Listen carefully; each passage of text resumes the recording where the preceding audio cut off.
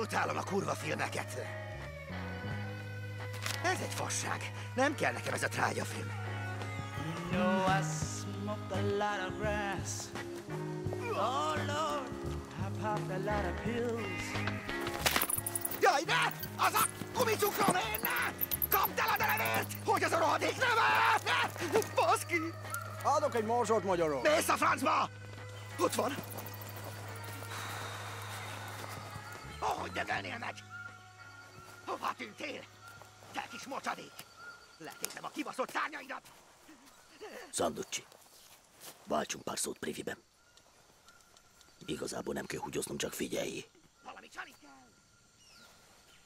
Voltál kiképzésen, ugye? Ja. Vágod a térképet? Ja, valamennyire.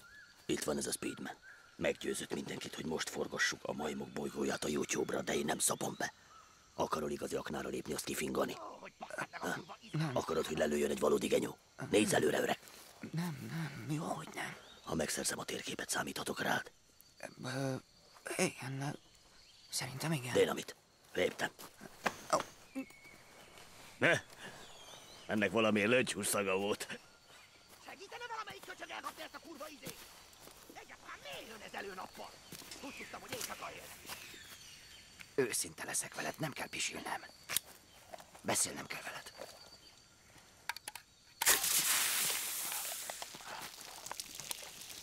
Lazarus megtorpedozza ezt a filmet. Tök belezakkant ebbe a szerepbe, és ki akar szállni a szószból. Szükségem van rád, Kyle. Kemény vagyok.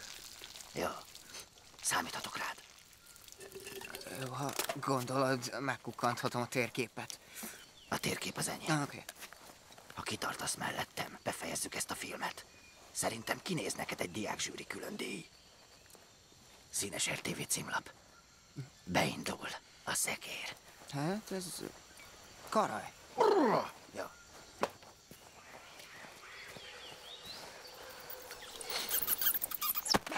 Most meghalsz! Túladagoltál! Halljál le, Jeff! A rohadt életbe! Mi a fasz van? Csak egy denevér ember! Már nincs több gumicukrom.